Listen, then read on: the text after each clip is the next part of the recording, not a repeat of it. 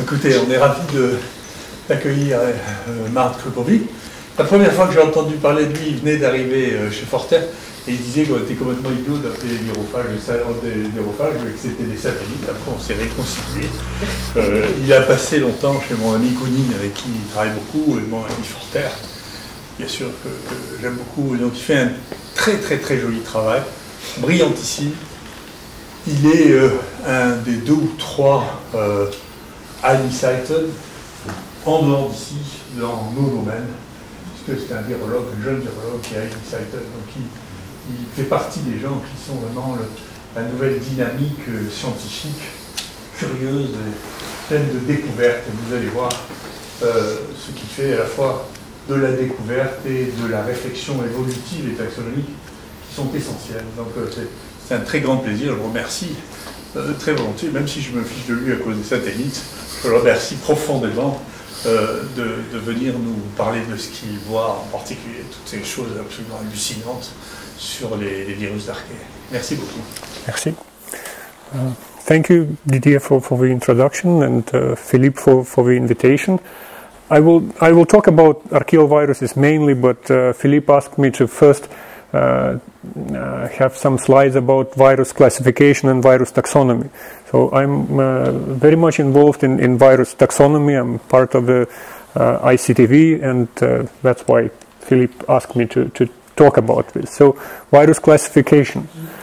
First, why should we classify viruses, right? And there are 2 types of people, I think. First class, they don't understand why classify viruses. It's waste of time, waste of effort, and no one should bother. Other type of people, they find some meaning in classifying viruses, and I belong to this particular category. So why should we do this? I think there are 2 main reasons for this. First of all, taxonomy helps to communicate our findings to scientific community, to students, to the public. Of course, when you isolate a new virus, you want to know where it fits, how it belongs to, how it relates to other viruses we have seen before. Is it the same species? Is it a completely different one? And virus taxonomy facilitates this putting new viruses in this common framework. And another important point is that taxonomy goes hand in hand, or it's supposed to go hand in hand with virus evolution. So virus taxonomy ideally would reflect our current understanding on evolutionary relationships between different groups of viruses.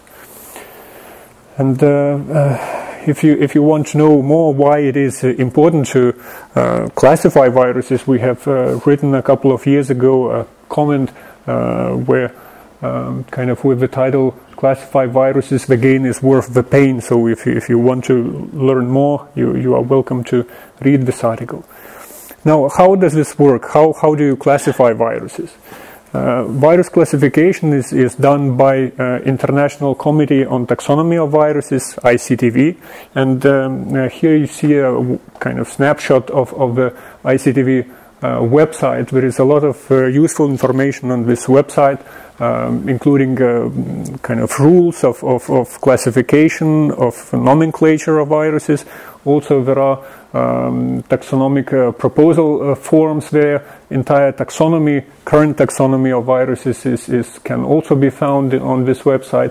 And there are also chapters of Ictv reports. So for each virus family there is a chapter, or at least we are trying to have chapter for each family, and there are already quite many accumulated, and you can just go and download or read it online, open access. Now, what is Ictv? Ictv, it's an international committee. It consists of many members. There is an executive committee which includes 23 members, including president, vice presidents, some secretaries, 7 subcommittee chairs, and a number of elected members. Then Ictv also includes live members, national representatives, so 42. So from 42 different countries there is a representative who is also involved in voting on taxonomic proposals.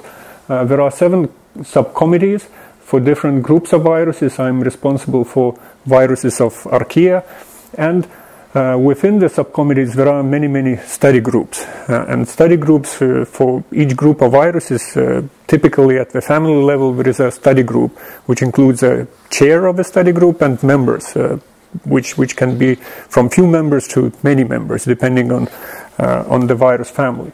And all these people, they eventually vote on taxonomic proposals to make them official. So how does this work? So if you identify a new virus and you publish it in the paper that we propose that it's a member of a new family, which we call something, it does not become official taxonomy. So for any taxonomic change to happen, it has to go through the Icdv. And this has to happen through the taxonomic proposal. So whenever you want to make a change in taxonomy, you have to fill a taxonomic proposal. And here is a kind of a simple example of a taxonomic proposal where we propose to move a genus from existing family into a new family. And you can download the template of this kind of proposal from the Icdv website. First page, some basic information, title, names. Then there is a justification of why you think this change has to be made, and then supporting evidence for the claims presented in the text. And this type of proposal is then submitted to the study group. If there is no study group, a new family, for example, it goes to executive committee, and then executive committee discusses the proposal, and then it is either returned for modifications to the proposer, or it goes for final vote by all Ictv membership, which includes these several hundred of people, national representatives and such.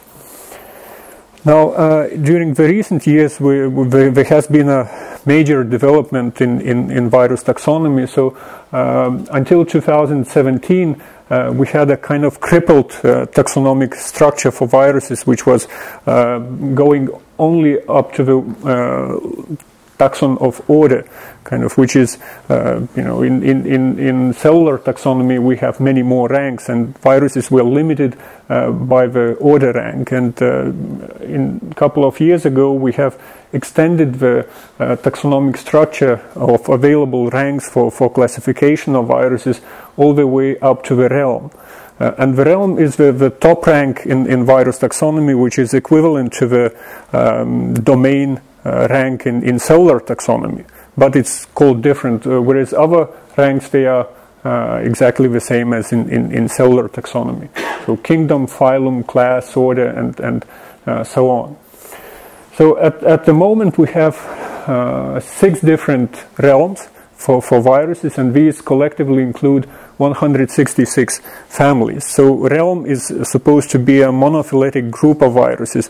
So viruses within the realm, they share certain feature which is kind of taken as the vertical line for that particular group of viruses. For instance, realm Riboviria includes almost all RNA viruses and reverse transcribing viruses, and we share the RNA-dependent RNA polymerase, which is homologous to the reverse transcriptase. Then Ribosiviria, it's a very small realm. It includes only one family, and that family is for hepatitis delta virus and related viruses. These viruses do not encode the RNA-dependent RNA polymerase, unlike all other RNA viruses. Then Monodnaviria is mainly including single-stranded DNA viruses. Adnaviria is a relatively small realm for archaeal viruses with filamentous virions and A-form DNA, which I will talk later in my talk about. Duplodnaviria, double-stranded DNA viruses with Hong Kong 97-like capsid proteins, which is shown here. So these include all tailed phages, some tailed archaeal viruses and herpes viruses from animals. And Varidnaviria includes all viruses with double jelly roll capsid proteins and viruses which have evolved from this group of viruses. So these 6 realms include 166 families, and that is almost kind of the majority of families of viruses we have at the moment. However, not all.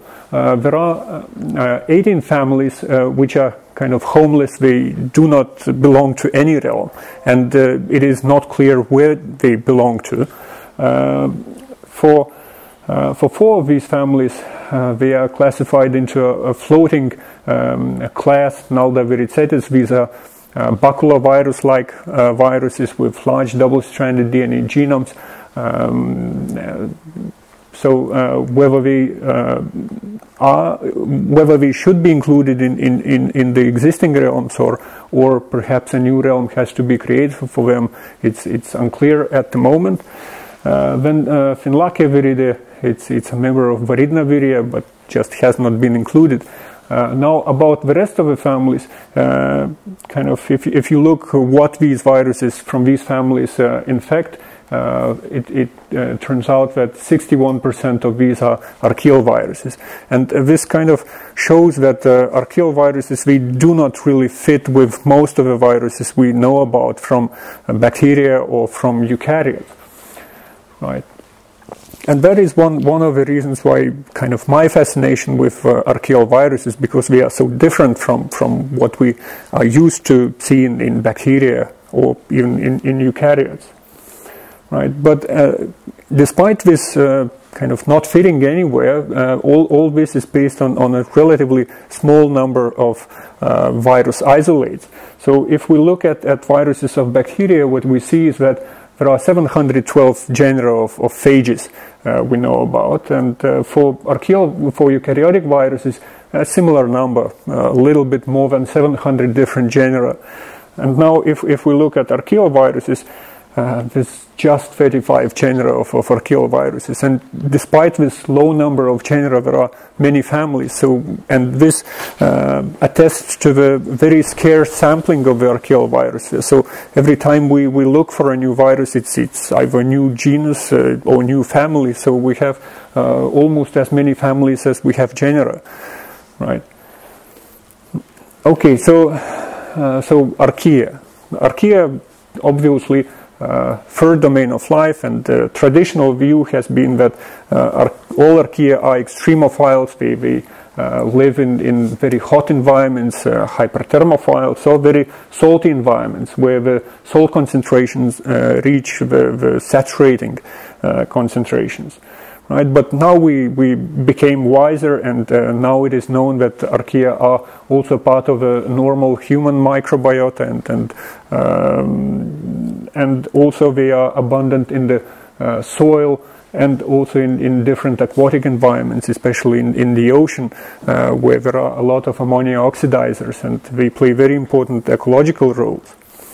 Right? So this kind of perception of archaea has shifted from them being extremophiles to them being everywhere. Now, in the lab, we are mainly working with extremophiles, and particularly with archaea which live in environments like this, the hot springs. And this is the hot spring which we sampled just before the COVID situation broke out. It's in Pozzuoli, Italy, and we are sampling these kinds of environments to isolate new strains of archaea and new viruses. Right, and these kinds of environments, they are no joke. So this is not exactly the same type of environments where kind of snow monkeys can be isolated from. This is very different, and if an animal kind of gets into a pool, which I showed you, kind of which does happen not only to animals but also to some humans, like in this case reported in The Guardian, where a young man got into this pool and his body was not even recovered, so it just dissolved, because it's not only hot, but it's also acidic environment, right? So quite dangerous places. Now, and so it makes you wonder how life can live in these kinds of, animals cannot, but how life in general can survive in these kinds of environments. And it's not only that it can survive, it cannot live without this kind of extreme. So here's the growth curve of the kind of dominant type of organisms in these hot springs, Sulfolobus. And kind of this is the optimal growth curve, and you can see that it needs to be in hot temperatures around 80 degrees centigrade, and if you decrease the temperature to 65, it will simply not grow. So it needs the extremes. And when thinking about extremes, so okay, cells, you might think chaperones and repair systems and all that, so they can repair themselves. But when it is a virus and virus particle outside of the host cell, so it has to have an inherent stability and resistance to all these harsh environments outside of the cell. And this is kind of one of the incentives to study these extremophilic organisms and their viruses. Right, so this is a kind of collection, general overview of different archaeal viruses which have been isolated from extreme environments, and not only extreme environments, and now there are more families of archaeal viruses which we know about. But what kind of immediately comes to mind is that there are quite many unusual morphologies among archaeal virusphere which we have never before seen in bacteria or eukaryotes. And perhaps the most iconic archaeal virus is this champagne bottle-shaped virus of the Ampulla family. But we have also kind of spiral-shaped viruses, some spherical, maybe not so unusual, but kind of droplet-shaped or lemon-shaped viruses also. So the first wonder of the archaeal virus phase is perhaps the kind of diversity of unusual virion morphotypes which we see in these kinds of environments, which are dominated by archaea. Now, if we look at the genomes of archaeal viruses, what we find is that the genomes are equally enigmatic in terms where the genes are coming from and what they are doing. So for most of viruses, 70% of genes, they look like nothing in the databases, except for genes from related viruses, right? And if we compare archaeal virus genomes to genomes of other bacterial or eukaryotic viruses, and these are, what I did not mention is that all archaeal viruses we know of at the moment are DNA viruses. No, not a single RNA virus has been isolated.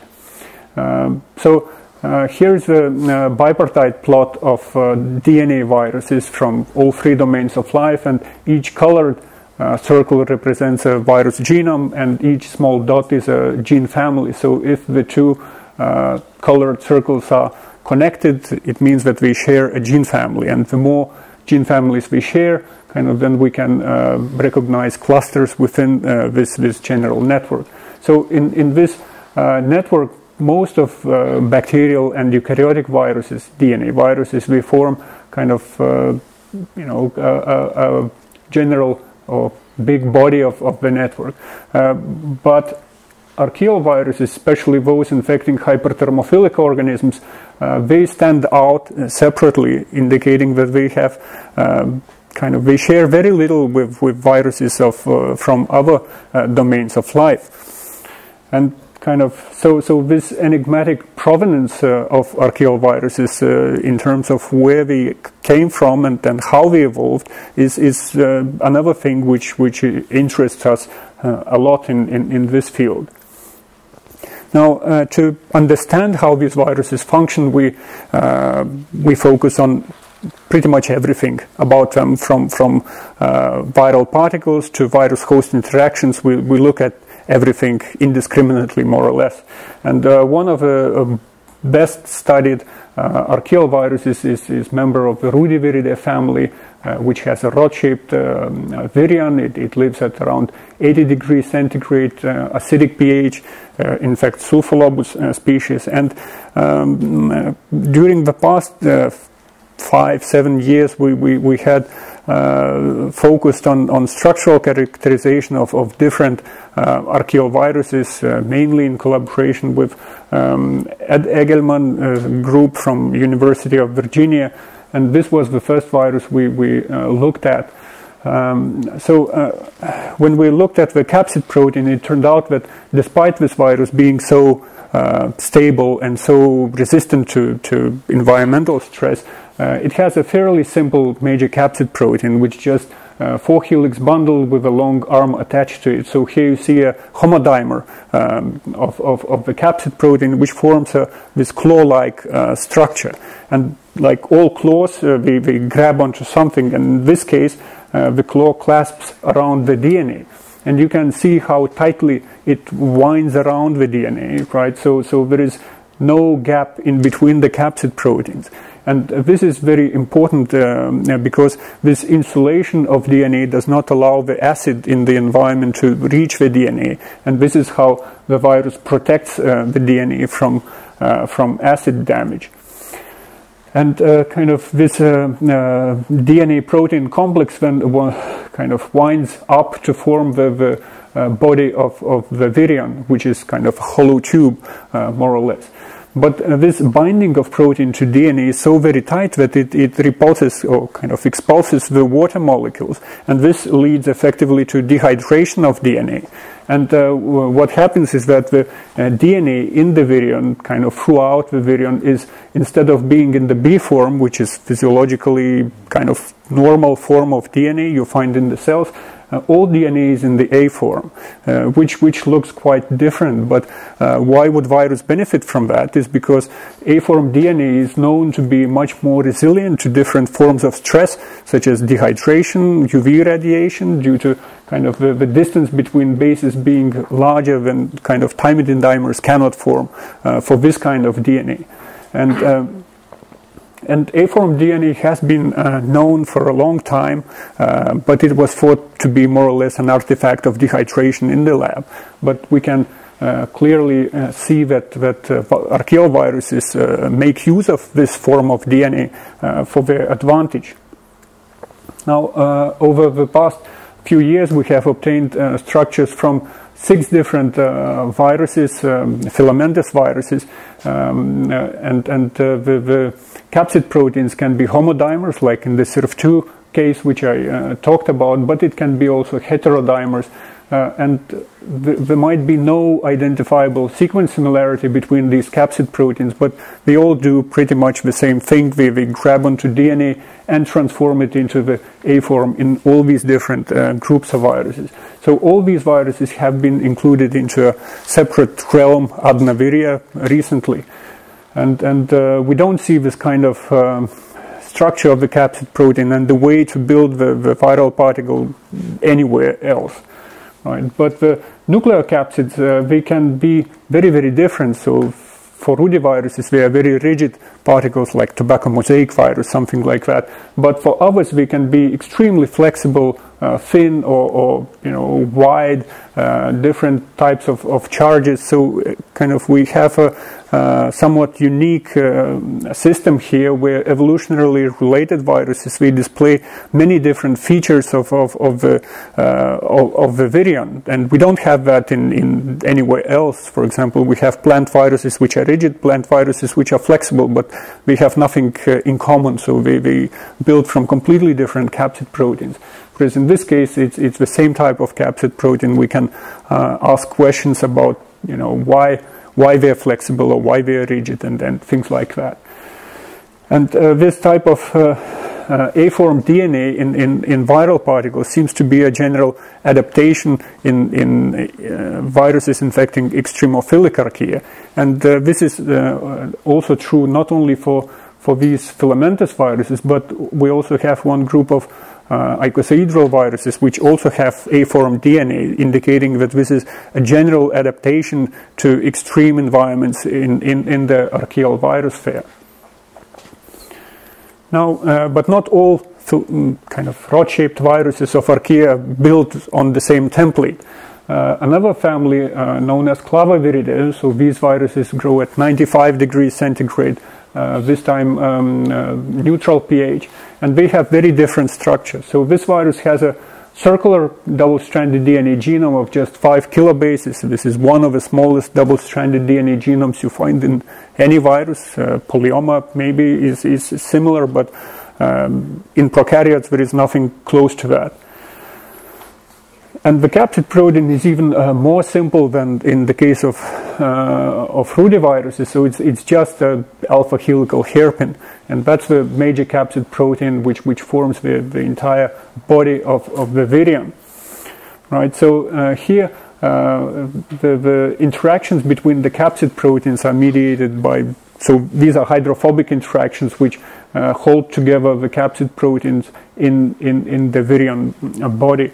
And eventually, if you keep on piling up these capsid proteins one on top of the other, you get a hollow tube like this, which is then kind of stuffed with the genome, and the caps made from minor capsid proteins are added to close this container for the DNA. Now, another group of viruses which is kind of relatively well known in Archaea, and because it's one of the most widespread groups of viruses in Archaea, and it's Archaea specific, is the lemon-shaped viruses. So these kinds of viruses we find in different environments, in hot environments, salty environments, in marine environments, non-extremophilic Archaea as well. So very widespread type of virus. And a particularly interesting family of spindle-shaped viruses is Picardo. And this family was kind of noted because of the unusual property of extracellular morphogenesis. So kind of these viruses are produced by the cell in the form of baby lemons without any appendages, right? But if they are being incubated outside of the host cell, when you purify the virus and you incubate it at high temperature, we start kind of undergoing this transition from lemon into a tailed lemon, right? Growing tails at both pointed ends of the spindle-shaped particle. And the only requirement for that is high temperature, which should be close to the optimal growth temperature of the host. And this can happen just in the tube. If you keep the tube at room temperature, nothing happens. You keep it at high temperature, that starts happening. And eventually, most viruses in the population, we have these kind of long tails. And it was a mystery for quite some time. How does that happen? And there were all kinds of hypotheses suggested that perhaps virus encapsulates ATP into the virion, and then somehow this ATP is used to remodel the viral particle, to grow the tails. It was completely unclear. But very recently, I think we understood now how this is happening, and again the answers were provided by cryo-electron tomography in collaboration with Ed Egelman and Fengbin Wang from University of Virginia. So if you look closely at the viral particle, what you notice is that in the tails as well as in the virion body, there are these kind of striations running along the surface of the virion, and this is a feature of helical assembly. And we obtained high-resolution structures for viral segments with 12 different diameters, which is kind of continuous increase in the diameter. And it turned out that kind of the structure of the capsid proteins along the tail and the spindle-shaped bodies is exactly the same. So the capsid proteins are the same, just the number of subunits differs, right? And the virion is then built from seven strands, which are seen here, and these strands are kind of rotating, should be rotating as well. This thing, yeah. So these 7 strands, they are kind of rotating to build the entire virion body. So it's called 7-star helix, kind of one turn of the helix. So you can fit 7 helices here, and then it just goes to form the entire virion, right? And the capsid protein, which builds this strange assembly, is again very simple. It's again kind of alpha helical hairpin, which you can see here, which is glycosylated at the terminus. But then kind of the feature of the capsid protein which makes it unique is its high hydrophobicity. So if you feed in the sequence of this protein into the program which predicts transmembrane proteins, it will tell you with high confidence that that's a membrane protein, right, with two hydrophobic transmembrane domains. And this hydrophobicity, it holds the clue to how virion is constructed, why it is stable, and why it undergoes these transitions. So the protein, it has two hydrophobic domains, but then hydrophilic kind of linker between the domains and hydrophilic termini. And this forms the kind of a virion shell where the outside of the virion is hydrophilic, lumen of the tube is also hydrophilic, but the wall of the capsid is extremely hydrophobic, right? So you can view this capsid as a kind of protein membrane, right? So a membrane built of protein which is fluid, like all membranes, and these strands of the virion, they can slide past each other due to non-specific hydrophobic interactions, right? And the diameter of this helix, it can increase or decrease depending on certain factors, right? And the same type of capsid protein, you might remember we have seen in this short rod-shaped virus with the small genome, then in lemon-shaped viruses, smaller ones which don't grow any tails, and then eventually in members of a Picardo viride with a tail development, right? And here's the comparison with this rod-shaped virus, kind of the exact same thing. So contacts between the capsid proteins are hydrophobic, and that's how the tube is built in both cases. And what we suggested is that that spindle-shaped viruses in Archaea have evolved from these smaller rod-shaped viruses, and the transformation of the rod-shaped virus into a spindle-shaped is just radial expansion of the helix in the middle due to the presence of the viral genome. So this expansion in the middle to give you a spindle, it's driven by the kind of desire to have a bigger genome. So you can think of this virus something like a python with some food in the belly, right? And when we can eject the genome from the spindle-shaped particle, and what happens is that these lemons, they transform into tubes, right? So these kind of what we thought are very different groups of viruses actually seem to be evolutionarily related lineage of viruses, going from the small rod-shaped viruses to lemons, and then to big lemons with tails, and these probably will eventually be kind of grouped into a new realm at some point.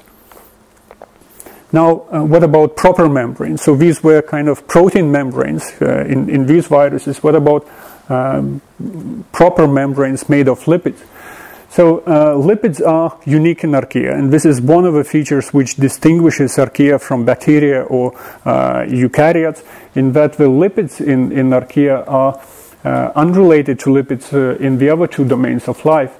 So whereas in bacteria and eukaryotes, lipids are the same, so these are ester-based lipids where fatty acids are attached to glycerol molecules using ester linkages. In Archaea, there are no fatty acids, so these are isoprenoid chains, very long ones, and then the glycerol head groups are added with the ether linkages.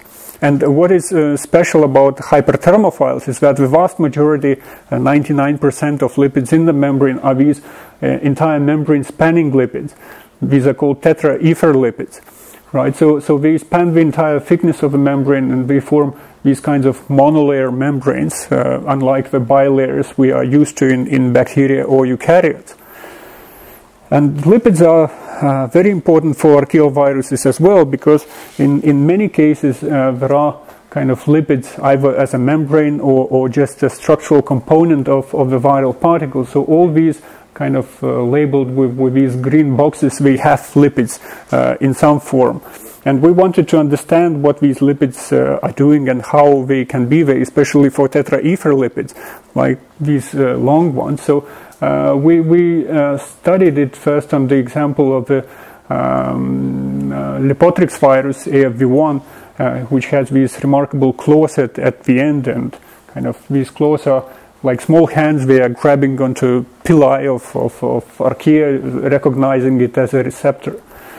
Right, so Lipotrix viruses belong to the same lineage as the rod-shaped viruses with A-form DNA, so they do exact same thing. The claw-like dimer transform DNA into the A form. But when the nuclear capsid, whereas in rudiviruses that is it, so that's the naked nuclear capsid, nothing is outside. In the case of Lipotrix viruses, it is surrounded by the lipid membrane.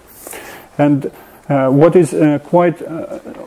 was quite surprising is that the thickness of the membrane is just 20 angstroms, and the length of the tetraether lipid is 40 angstroms. So, you know, how do you get a 20 angstrom thick membrane from a 40 angstrom long lipid molecule? And all lipids, 100% of lipids in the host cell, in Acidianus in this case, they are these kinds of lipids.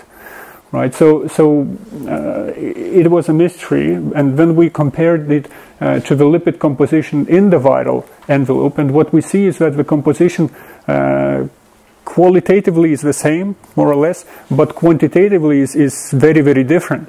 So instead of GDGT4, so GDGT4 is the main lipid in the cell membrane, which has 4 cyclopentane rings here, but the virus selects lipid species which is present at around 1% in the cellular membrane. It selects for this particular lipid, which goes above 60% in the viral envelope, but it's still a very long lipid molecule, but without these 4 cyclopentane rings.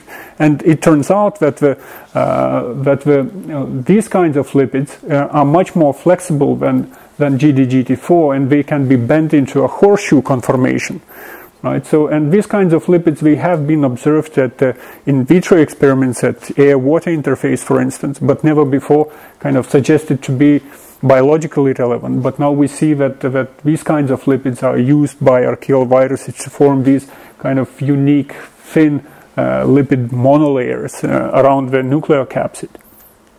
So that's kind of another unique feature of the Archaeal virosphere. And of course, the obvious question is, how do viruses get the lipid envelope, right? And we wanted to understand that because most viruses which are enveloped, they get the lipid layer by budding through something, for example, through internal membranes, endoplasmic reticulum or cytoplasmic membrane, and get enveloped by this process. And this is also the mechanism of virion release in eukaryotes, for instance. So we were wondering how Archaeal viruses get enveloped, right? And for that we selected another Lipotrix virus, Sulfolobus slindicus filamentus virus, and another feature which is interesting about this virus is that it is 2 micrometers long, and this is twice more than the diameter of the host cell. So we were imagining, you know, if it's budding, so it would be quite a spectacular view, kind of long virions being produced by this cell. So we selected this model for that. And we used electron tomography to understand what is happening. And here you see a tomographic slice which clearly shows that these viruses, virions, do fit, and fit very nicely inside the infected cell. So they form these bundles of virions which are bent kind of to align along the cell envelope. And in another view, kind of where the cell is cut perpendicularly to the long axis of the virions, what we observed was quite unexpected. We saw, kind of, if we zoom in on this square here, what we see is that there are 2 types of viral particles there. So first type are these kind of electron dense particles, and the other category is electron-dense particles surrounded by lipid envelope or by envelope, which we presume are the lipid membrane. And this indicates that virion envelopment happens already inside the host cell. So they are not acquired by any budding process, because there are no internal membranes in archaeal cells. But they are enveloped nevertheless. The mechanism of this envelopment still remains a mystery, and something which we would like to understand in the future. But then this raised another question. So if they are not released by budding mechanisms, so how are they released? Right. So for that we looked at the cells at kind of end of the infection by transmission electron microscopy, scanning electron microscopy, and we see in the envelope of the cells kind of large apertures appearing, kind of with a six-fold symmetry. And these apertures turn out to be the opened pyramidal structures. So these pyramids, they grow in the membrane gradually, being small, then they kind of grow bigger, puncturing eventually through the protein S layer surrounding the archaeal cells, and eventually the pyramids open up to release all the content of the cell into the environment. And here are some tomography reconstructions of these pyramids with the kind of hexagonal base, and these kinds of structures, they can be fairly big, of just 220 nanometers, right? So they can be quite big, and kind of remarkable thing about that is that all this big structure is made from a tiny unremarkable protein of just 89 amino acids. So if you wish, you can memorize the entire protein. It's so small, right? And you wouldn't mind this kind of protein in any genome annotation. It has, you know, unremarkable features, some transmembrane domain, and then some alpha helices.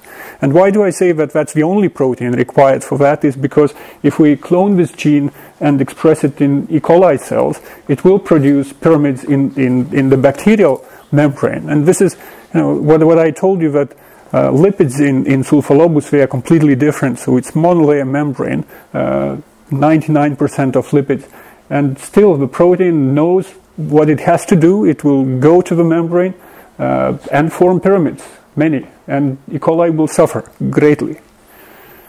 So these kind of unique mechanisms of virion egressus is something, again, what we don't see anywhere else in bacteria. Phages don't use this kind of egress mechanism, and eukaryotic viruses also don't. Now, another system, it includes the Picardo virus. So this is the virus with this protein membrane, which can develop tails. So this is another member of the same family. So kind of it infects Sulfolobus cells, and Sulfolobus cell is around 1 micron in diameter, 1.5. But what we notice is that if we infect the Sulfolobus cell with this particular virus, the cells start growing, right? And they grow 10 times bigger in 3 days than the normal Sulfolobus cell. And if we keep on growing them, well, they keep on growing, right, bigger, right? And eventually they can reach up to 20 micrometers in diameter. This is 20 times bigger than the normal Sulfolobus cell. Can you imagine kind of that virus does that to the host cell? Right, and here are some scanning electron micrographs of non-infected cells and the infected cells. So you can see how this kind of cell just inflates to become huge. And these sprinkles on top of the cells are virus particles, which you can see the spindles, kind of. Right, and 20 time increase in diameter, it means that it's 8,000 time increase in volume. So it's a huge volume for virus to replicate, right? Just using the simple formula, and kind of the virus blocks cell division to transform it into this virion producing factory. And it's not an empty bag of cell, kind of, but kind of if we stain it with DNA, what we find kind of the normal cell looks like this. It's tiny. It has 1 or 2 copies of a chromosome, but when infection progresses, we start getting huge cells with a lot of DNA inside, which comes to more than 300 copy equivalents of cellular DNA. So it's filled with genetic material, not only cellular but viral as well. Another kind of remarkable thing which is happening in this particular model is that normal cells, or sulfolobus cells, they divide by binary fission using the escort machinery, and this is same type of cell division machinery which eukaryotes use for cytokinesis, and sulfolobus uses it as well. But what happens in the giant cells is that they stop dividing by binary fission, but they do divide, but we do this by asymmetric cell division, right? So you can see here the giant cells, so the scale bar is different in these two panels. So what happens is that the giant cells, they start releasing normal-sized cells, kind of these ears of a Mickey Mouse are normal-sized cells, and it seems that escort machinery is involved in division of these normal-sized cells as well, right? And we can see this also by electron microscopy and light microscopy. And this type of cell division is what actually budding yeast use. So the cell size, when infected with STSV2 virus, it becomes eukaryotic-like, because the cells are really big, 20 microns. It's larger than some eukaryotic cells. Right, and we start using this asymmetric cell division to divide. And if we don't have any kind of antiviral defense mechanism, this cycle of small cell becoming big cell, producing small cell, which will become big cell, it can go more or less for days and days. But if we have CRISPR-Cas systems in the cell, eventually a spacer is acquired by the cell, the giant cell, and kind of the small cells which are produced, they become resistant, and eventually they take over the population, and then kind of the cell survives. So CRISPR-Cas systems seems to be very important in sulfolobus for antiviral defense. So this is kind of a summary of the system, that kind of cell infected with STSV2 starts growing bigger into a giant cell, then producing small cells which infected bigger, giant, and it goes into the cycle for a long time. But if there is antiviral defense system, eventually kind of the cells produced have a spacer against the virus, and then we return back to binary fission division and kind of repopulate the culture. The fate of the giant cells, that eventually they just are disrupted. They cannot grow beyond 23 micrometers. Okay. Yes, so we should be all very happy that our viruses do not do this same thing to us, because, you know, if you imagine that it would increase 20 times in size, kind of this auditorium would be not sufficient for all of us to fit. Right, so another amazing thing is about Archaeal virus is that there are so many unexpected virus-host interaction mechanisms which remain to be understood, and kind of we just are starting to explore this area of research. Right, so this is the Archaeal diversity which we are aware of, but in terms of where we find viruses is not nearly kind of distributed evenly. The vast majority of viruses come from hyperthermophilic archaea or from hyperhalophilic archaea, right? And we have a few here and there, but for the vast majority of these lineages, we have absolutely no idea what kind of viruses they have. Right, and some of these archaea, they are very important ecological players, such as marine archaea, and we have Asgard archaea, which some people believe are ancestors of all eukaryotes. Right, so it's very interesting to see what kind of viruses these archaea will have. And so, kind of a few messages which I would like you to remember is that Archaeal viruses are very diverse in terms of structure and the genes which we encode and the functions which are encoded within these genes. Some of them are important ecological players, and I didn't have time to talk about that, but we have evidence that lysis of marine archaea is very active, especially in the sediment layers where a lot of life exists, and archaeal viruses seem to be driving this kind of drivers of carbon and nitrogen biogeochemical cycles on the global scale. They have unique mechanisms of virus-host interactions, be it mechanisms of release through pyramids or intracellular envelopment, or kind of turning cells into giant virion factories. They also provide us insights into the origins of viruses and perhaps evolution, how they evolve, how different forms of viruses evolve, from rod shape to spindles and everything in between. They also teach us about secrets of extreme stability. For example, extensive hydrophobic interactions, and this is typical for all capsid proteins of archaeal viruses, that they are quite hydrophobic, and they are very important for maintaining the stability in acidic environments. There is an extensive glycosylation of capsid proteins, something I did not touch upon, but all these capsid proteins, they are also heavily glycosylated, kind of they are coated with sugars, and this is part of the solution to the high hydrophobicity of the proteins, that they have to have a hydrophilic kind of capsule around, perhaps that's why they are glycosylated. Then A-form DNA seems to be an important adaptation in high temperatures, at least. It doesn't seem to be very important for acidic environments, because with neutrophilic and acidophilic viruses, they all have A-form DNA. And then they have these special, beautiful, thin monolayer membranes, which we kind of don't understand yet how they are acquired or how they are remodeled, and how they are used during different stages of infection.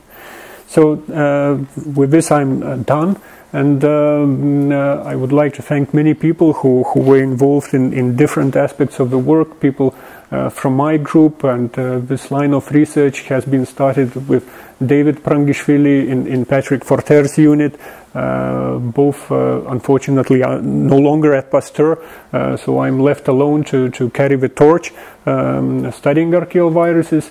And people at the ultrastructural bioimaging platform at Pasteur help us a lot with tomography and all kinds of imaging techniques. And there is a list of wonderful collaborators with whom we collaborate on different aspects of the work on structural biology, on also metagenomics and genetics of Sulfolobus. And thank you all for your attention.